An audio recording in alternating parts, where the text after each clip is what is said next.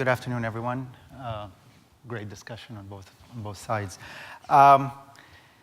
In 15 minutes, I'm going to try to squeeze in and take you on a journey of 6 years that we've lived in the world of big data as a pay TV operator, which we've adopted this journey because we wanted to help our partners, advertisers, agencies, and programmers in order to find lost audiences. I'll tell you how we've done it and how we experienced the collateral benefit of building a business along the side in data analytics. Before I start, let me define to you what we mean by lost audiences. There are 3 types of lost audiences. There are those audiences who have always been there, but the audience measurement systems, the traditional ones, did not catch them.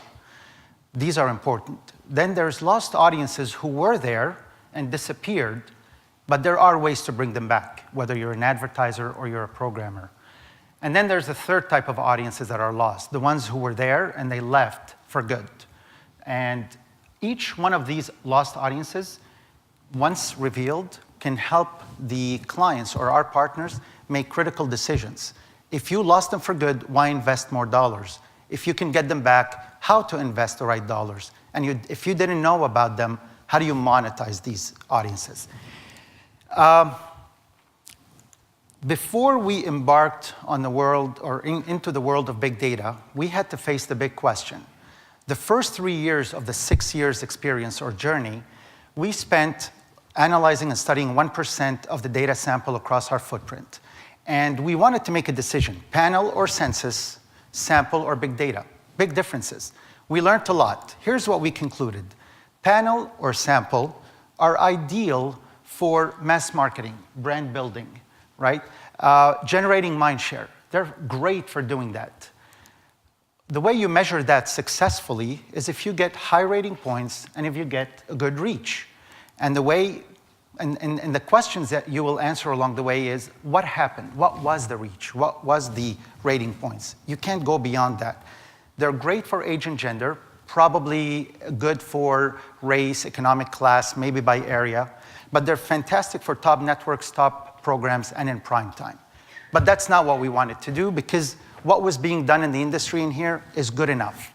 We wanted to do something else. We wanted to help clients gain market share, gain and capture relevant household viewing share. Households that are relevant to our advertisers based on different types of demographics and viewership behavior.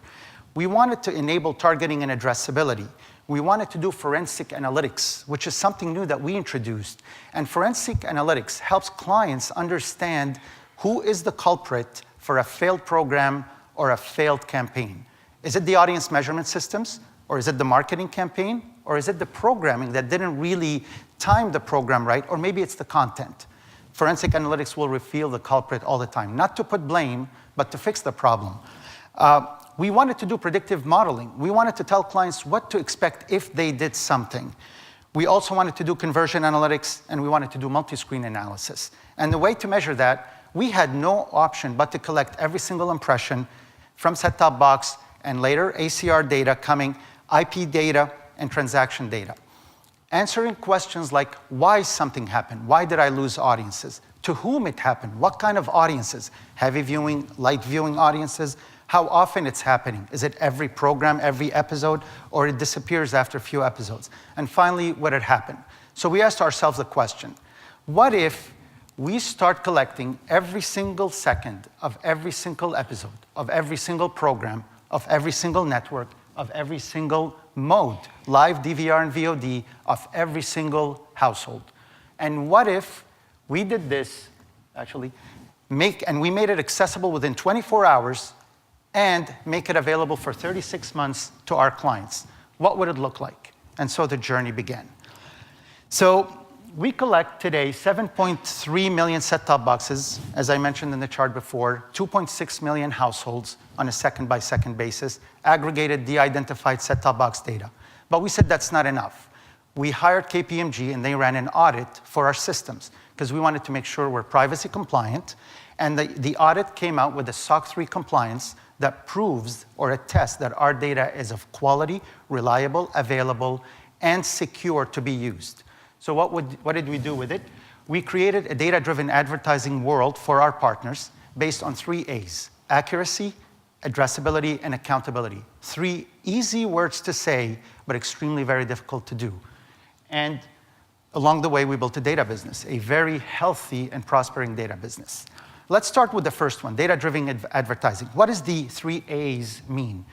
Accuracy means find the right audiences, not necessarily by age and gender, but by any mean that our clients want to reach. And I'll take you through an example. Addressability means once you find the right audience, we want to reach them at the right time and the right place with the right creative. And then accountability means not only we reach them and we told you we did, we're going to prove it accurately with every single impression, no ambiguity, no modeling, no projecting. So let's start with the accuracy.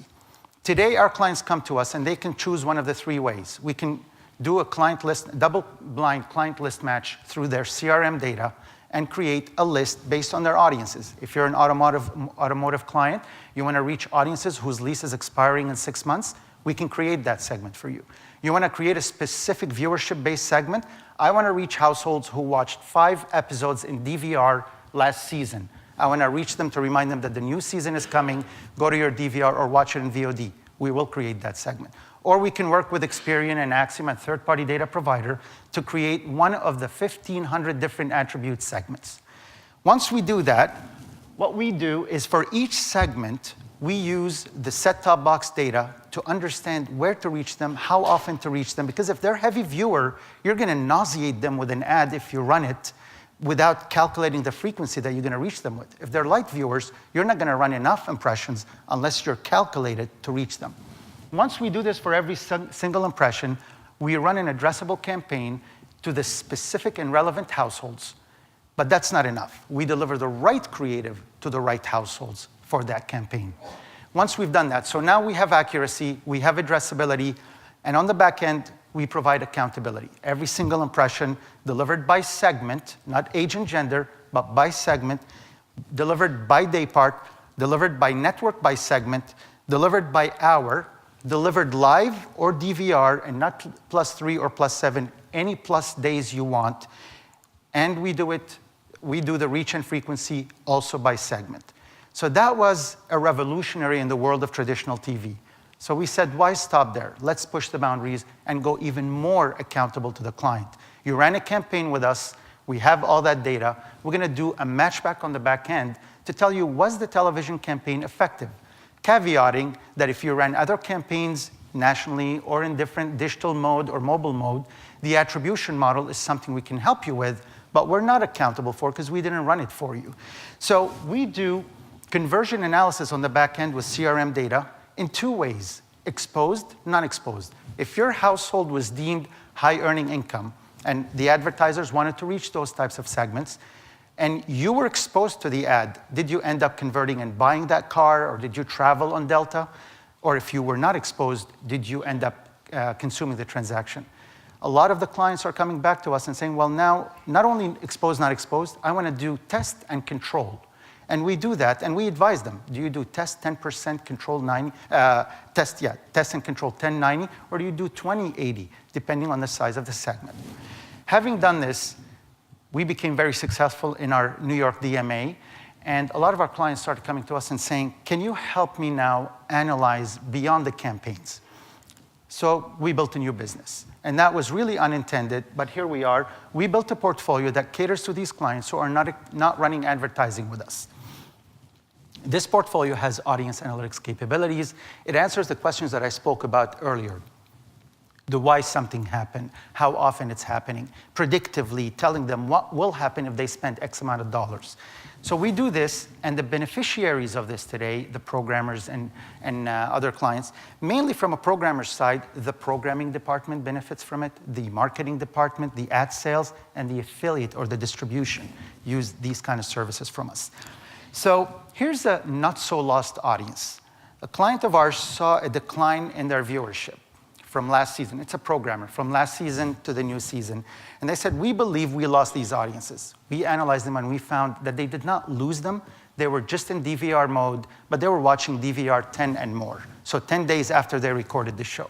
No way the audience measurement systems is going to catch it unless we use census level data. So they said, great.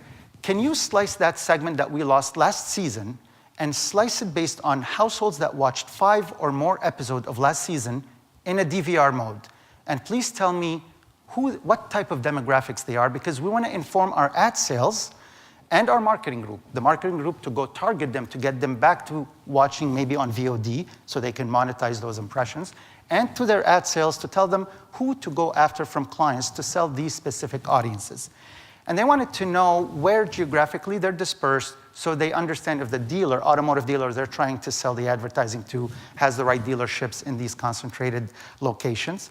And then they asked us, can you give me the best networks and programs that index high for this specific audience? And after that, source and destination. Where were they 5 minutes before they watched the programs? Where did they go the last 5 minutes after they finished watching the program? And by the way, we ran 5 campaigns last season. Which creative had the most conversion, successful conversion to these audiences? And it was, in this case, creative number 4 that converted the most audiences who saw that ad, ended up watching this show. Here's another client who said, I'm running a brand new series, and the premiere of this series is going to run next week, and I want something quick to tell me if I did well. So they ran it, and here's the difference between census versus a panel. The ratings model, the traditional ratings model, looked at the first premiere and said 80,000 households, or the ratings associated with it. It was great. The second episode ran. It was very close to the premiere. They were cheering, applause, high fives, everything was great. But there was something the census level data told us that the ratings model didn't tell them, which is only 27% from the first households that watched the first episode came back and watched the second one. We raised the red flag to the client. They said, hold on, this is contradictory. Can you tell us where this happened? So we went and we analyzed minute by minute both episodes. The dark blue is on the top, the light blue is on the bottom, is the second episode. First episode, if you see the sinusoidal peaks, the check marks, that tells you it's a healthy show. People go out during the ad breaks and they come back, but they come back at the same level. The second episode, between the check mark and the cross, tells you where the problem is. Slice those audiences or these households, and we analyzed them. We found they went to a different network, different program, which was a series premiere also. But that wasn't good enough. So we started monitoring the same segment week after week to see, did they lose them for good, or can we bring them back? They lost them, and they never came back. That is a fully lost audiences. What we did is make a recommendation to the marketing group and to the programming group. Marketing, we can slice this and address campaign and creatives to them to tell them, come and watch me in VOD. Or programming, you may want to reschedule and move the timing of this program. So it was great, and as of this program, they started working with us proactively for every new show. Here's a major broadcaster who had a sports program that they care about. They worked with us to say, can you help me segment my audiences? Because believe it or not, an average viewership calculation of your audiences is not true. You have different type of audiences. After spending a few weeks with them, they defined 5 types of audiences, from the super casual, who watched 1 to 2 games, all the way to the super avid, who watched 26 to 38 games. They defined the numbers. We just did the analysis. First question to us was, what's the percentage of these households who watched the games? So we found out is 76% were super casual households, and 1% were super avid. They said, okay, well, how many games each one of them watched in average so we can have an idea? So we said, okay, your super casuals watched roughly 1.5 games throughout the season. The super avid watched roughly 32 games throughout the season. They said, great. How much time each segment spent? Well, we looked. The super casual spent roughly 34 minutes, 35 minutes on average per game. The super avid spent roughly 2 hours and 15 minutes per game. And then they said, well, how much of the total minutes consumed by each segment? What we found is 1% of their audience, the super avid, consumed 19% of the total minutes. 76% of the total audience in super casual also consumed 19%. If you now are selling an ad and you're an automotive client, you're BMW and you're advertising here, and you happen to know that the super avids spent 2 hours and a quarter, wouldn't you want to put, and they fall within the segment of high earning income. Wouldn't you change your creative and make it 7 series? Or if you're going after the super casual who don't spend a lot of time and you've been putting a 7 series all this time, you probably would have missed a good chunk of this. So these are the kind of decisions that are made. Last but not least, I'm last minute here. Here's a client who asked us, depending on how we launch the premiere, we would like to know, does it correlate to the way the segment watches the rest of the season? What does that mean?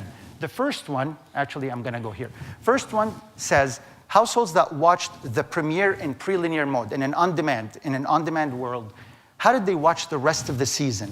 Here's how it broke. 34% watched it live, 14% DVR, 34% VOD, 18% DVR, VOD, 4 to 7.